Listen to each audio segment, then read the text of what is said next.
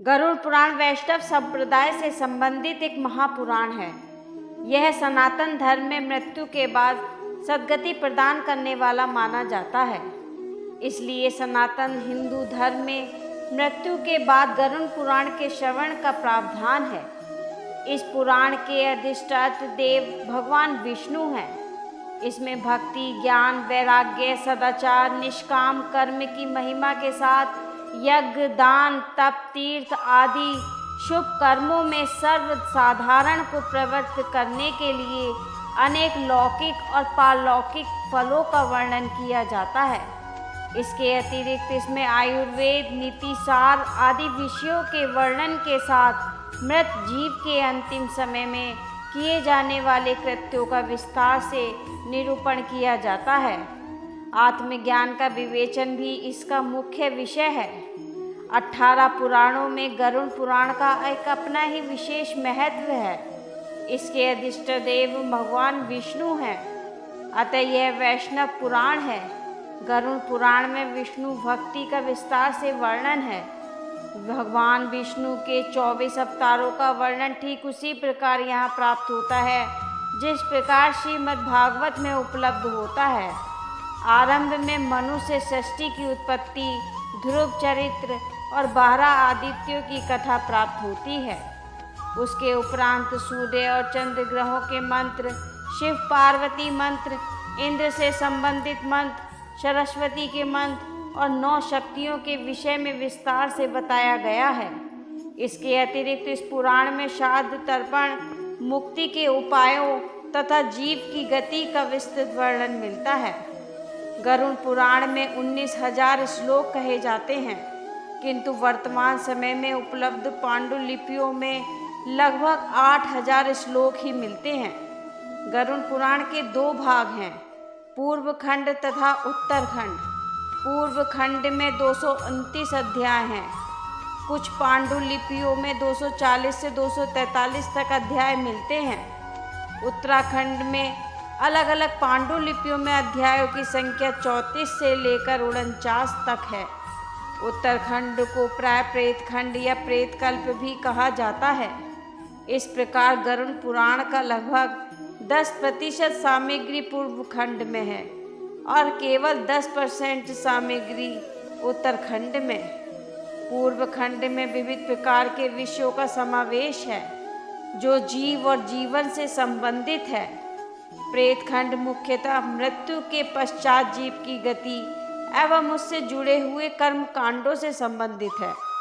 संभवतः गरुड़ पुराण की रचना अग्नि पुराण के बाद हुई। इस पुराण की सामग्री वैसी नहीं है जैसा पुराण के लिए भारतीय साहित्य में वर्णित है।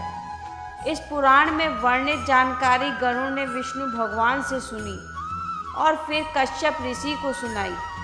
पहले भाग में विष्णु भक्ति और उपासना की विधियों का उल्लेख है तथा मृत्यु के उपरांत प्राय गरुड़ पुराण के श्रवण का प्रावधान है।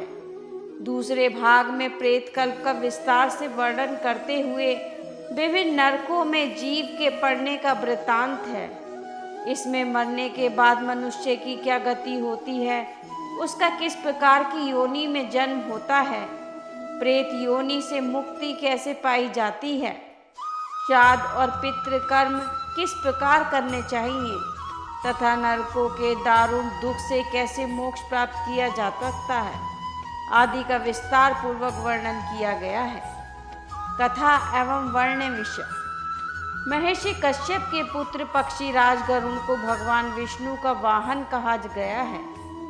एक बार गरुड़ ने भगवान विष्णु से मृत्यु के बाद प्राणियों की स्थिति, जीव की यमलोक यात्रा, विभिन्न कर्मों से प्राप्त होने वाले नरकों, योनियों तथा पापियों की दुर्गति से संबंधित अनेक गुण एवं रहस्य युक्त प्रश्न पूछे। उस समय भगवान विष्णु ने गरुड़ की जिज्ञासा शांत करते हुए उन्हें जो ज्ञान में उपदेश दिया था, उसी उपदेश का इस पुराण में विस्तृत विवेचन किया गया है। गरुड़ के माध्यम से ही भगवान विष्णु के श्रीमुख से मृत्यु के उपरांत के गुण तथा परम कल्याणकारी वचन प्रकट हुए थे। इसलिए इस पुराण को गरुड़ पुराण कहा गया है। श्री विष्णु द्वारा प्रतिपादित यह पुराण मुख्यतः वैष्णव पुराण है। इस पुराण को मुख्य गारुणी विद्या भी कहा जाता है। इस पुराण का ज्ञान सर्वप्रथम ब्रह्मा जी ने महर्षि वेद व्यास को प्रदान किया था। तत्पश्चात व्यास जी ने अपने शिष्य सूत जी को तथा सूत जी ने नैमिषारण्य में शौनकादिक ऋषियों को प्रदान किया था। पूर्व खंड। इस खंड को आधार खंड भी कहा जाता है। इस खंड में सबसे पहले पुराण को आरंभ करने का प्रश्न किया गया है। फिर संक्षेप से षष्ठी का वर्णन है। इसके बाद सूर्य आदि की पूजा की विधि, दीक्षा विधि, श्राद्ध पूजा, नवयुग की पूजा विधि, योगाध्याय, विष्णु सहस्त्र नाम कीर्तन, विष्णु ध्यान, सूर्य पूजा, मृत्युंजय पूजा, माला मंत्र, शिवाचार्य, गोपाल पूजा, श्रीधर पूजा, विष्णु अर्चा, पंच तत्व अर्चा, देव पूजा आदि, श्राद्ध कर्म, विनायक पूजा, गृह यज्ञ, आश्रम, जनना शौच, प्रेत शुद्धि, नीति शास्त्र, सूर्यवंश, सोमवंश, श्री हरि अवतार कथा, रामायण, हरिवंश, भारत ज्ञान, आयुर्वेद निदान, चिकित्सा, दिव्य गुण निरूपण, रोगनाशक, विष्णु कवच, गरुण कवच, प्रश्न चूड़ामणि, औषधियों के नाम का कीर्तन,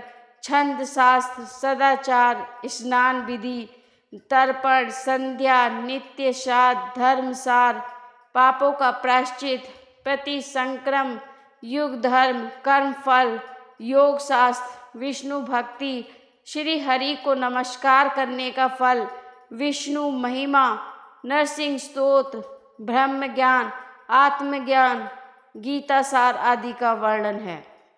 पहले भाग में भगवान विष्णु की भक्ति का विस्तृत विवेचन किया गया है। इसमें भक्ति ज्ञान, वैराग्य, सदाचार एवं निष्काम कर्म की महिमा, यज्ञ, दान, ताप, तीर्थ सेवन, देव पूजा आदि वर्णन है।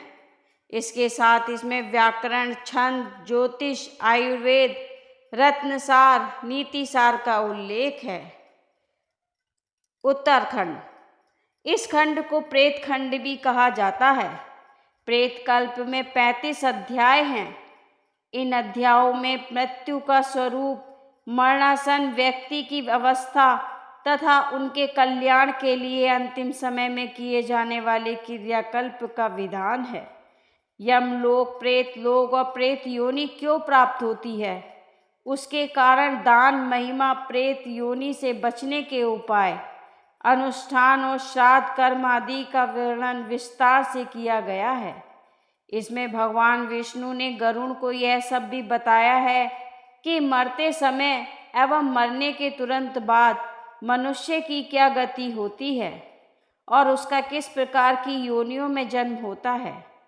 गरुड़ पुराण के अनुसार जिस समय मनुष्य की मृत्यु होने वाली होती है, उस समय वह बोलने का यत्न करता है, लेकिन बोल नहीं पाता। कुछ समय में उसकी बोलने, सुनने आदि की शक्ति नष्ट हो जाती है। उस समय शरीर से अंगूठे के बराबर आत्मा निकलती है, जिसे यमदूत पकड़कर यमलोक ले जाते हैं।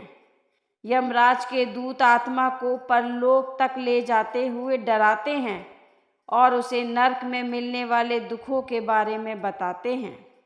यमदूतों की ऐसी बातें सुनकर आत्मा जोर जोर से रोने लगती है। यमलोक तक जाने का रास्ता बड़ा ही कठिन माना जाता है। जब जीवात्मा तपती हवा और गर्म बालू पर चल नहीं पाती और भूख प्यास से व्याकुल हो जाती है, तब यमदूत उसकी पीठ पर चाबुक मारते हुए उसे आगे बढ़ने के लिए कहते हैं। वह आत्मा जगह जगह गिरती है और कभी बेहोश हो जाती है, फिर वो उठकर आगे की ओर बढ़ने लगती है। इस प्रकार यमदूत जीवात्मा को यमलोक तक ले जाते हैं। इसके बाद उस आत्मा को उसके कर्मों के हिसाब से फल देना निश्चित होता है। इसके बाद वह जीवात्मा यमराज की आज्ञा से फिर से अपने घर आती है। इस पुराण में बताया गया है कि घर आकर वह जीवात्मा अपने शरीर में फिर से प्रवेश करना चाहती है। लेकिन यमदूत उसे अपने बंधन से मुक्त नहीं करते और भूख प्यास के कारण आत्मा रोने लगती है।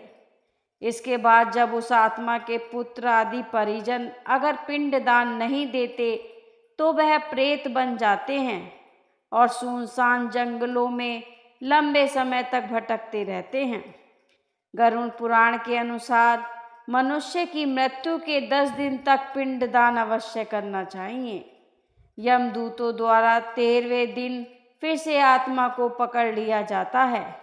इसके बाद वह भूख प्यास से तड़पती 47 दिन तक लगातार चलकर यमलोक पहुँचते हैं। गरुड़ पुराण के अनुसार बुरे कर्म करने वाले लोगों को नरक में कड़ी सजा दी जाती है।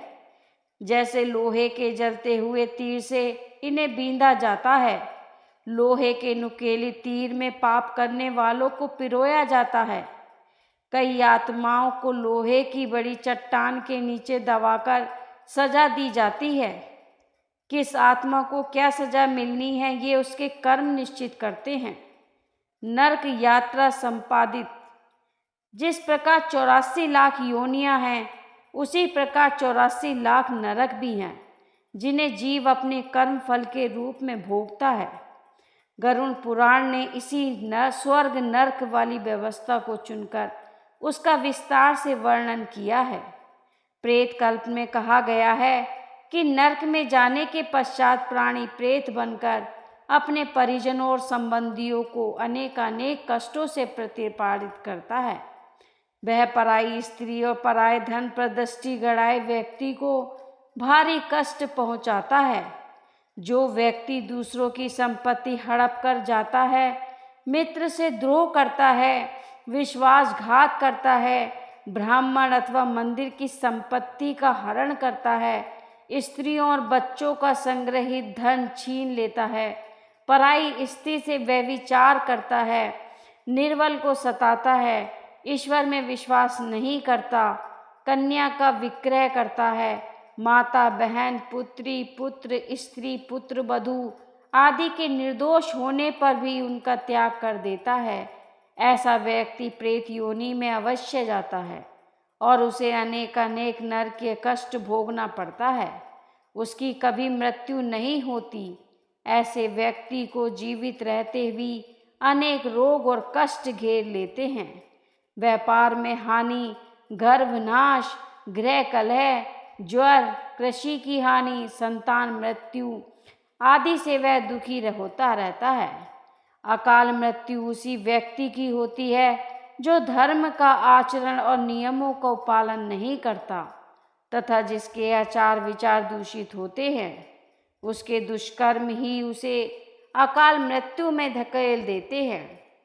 प्रेत योनि से बचने के उपाय। गरुड़ पुराण में प्रेत योनि और नरक में पड़ने से बचने के उपाय भी सुझाए गए हैं। उनमें सर्वाधिक प्रमुख उपाय दान, दक्षिणा, पिंडदान तथा श्राद्ध कर्म आदि बताए गए हैं। एक तरफ गरुड़ पुराण में कर्म कांड पर बल दिया गया है तो दूसरी तरफ आत्मज्ञान के महत्व का भी प्रतिपादन किया गया है। परमात्मा का ध्यान ही आत्मज्ञान का सबसे सरल उपाय है। उसे अपने मन और इंद्रियों पर संयम रखना परम आवश्यक है। इस प्रकार कर्म कांड पर सर्वाधिक बल देने के उपरांत गरुड़ पुराण में ज्ञानी और सत्यव्रती व्यक्ति को बिना कर्म कांड किए भी सद्गति प्राप्त कर परलोक में उच्च स्थान प्राप्त करने की विधि बताई गई है।